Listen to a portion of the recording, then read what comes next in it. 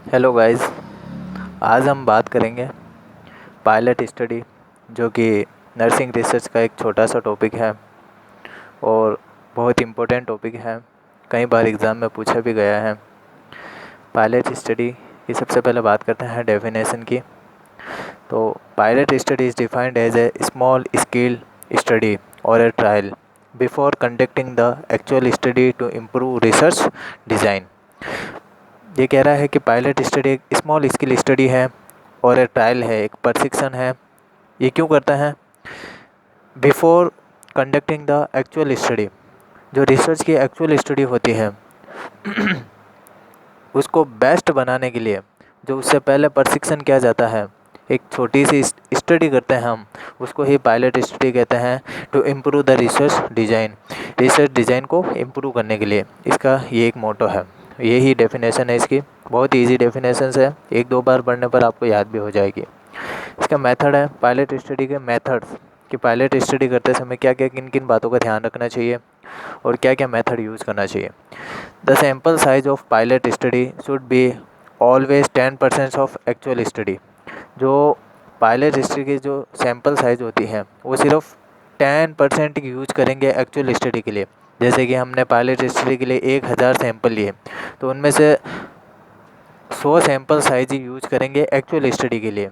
और 100 सैंपल अगर pilot study में हमने लिए तो 50 सैंपल साइज ही हम पायलट स्टडी के लिए यूज़ करेंगे।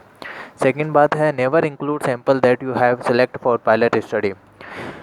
जो हमारे द्वारा सैंपल सेलेक्ट किए गए हैं उनको एक्चुअल स्टडी के लिए हम सेलेक्ट कभी भी नहीं करेंगे, इस बात का हमें ध्यान रखना है। और थर्ड पॉइंट है, pilot study can be based on quantitative और qualitative research method. Pilot study जो होती है वो क्वांटिटेटिव यानी कि गुणात्मक और क्वालिटेटिव यानी कि बेस्ट क्वालिटी वाली रिसर्च मेथड होना उसके लिए ज़रूरी है, उसके ऊपर बेस्ड होती है ताकि रिसर्च डिज़ाइन को इम्प्रूव कर सकें।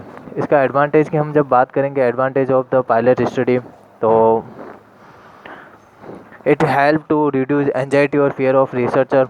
ये मदद करती है रिसर्चर की एंजाइटी और फियर को रिड्यूस करने के लिए।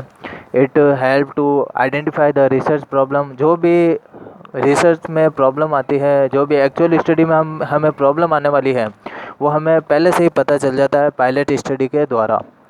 It help to identify the problem in sampling where sampling techniques problem और नॉट। ये हमें बताती है कि सैम्पलिंग टेक्निक जो हम यूज़ करने वाले हैं एक्चुअल स्टडी के लिए वो प्रॉपर है या नहीं है। फोर्थ पॉइंट है, it help to identify the time and cost for actual study.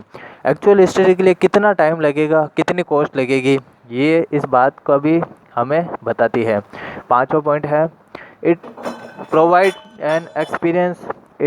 An experience before conducting actual study. ये रिसर्चर को एक एक्सपीरियंस प्रोवाइड करती है एक्चुअल स्टडी को कंडक्ट करने के लिए। आई होप गाइस कि आपको समझ में आया होगा इसके एडवांटेज, इसके फ़ायदे।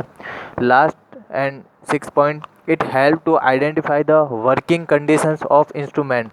ये मदद करती है कि वर्किंग कंडीशंस ऑफ इंस्ट्रूमेंट की कैसी है। जैसे कि किसी का बीपी हमें मेज़र करनी है तो उसके लिए स्टेथोस्कोप का यूज़ होता है, तो उसकी कंडीशंस कैसी है ये पायलट हिस्ट्री के द्वारा हमें पता चल जाता है। ये सिर्फ एक एग्जांपल है, आप ऐसे समझिए इसको। और लास्ट है, इट रिड्यूस वही एंजाइटी और फियर ऑफ द रिसर्चर। ये रिसर्चर की एंजाइटी और फियर को रिड्यूस करने में मदद करती है। गाइस, अगर आपको कुछ समझने में कहीं दिक्कत हुई है तो आप इनबॉक्स में मैसेज कर सकते हैं। Thanks for watching.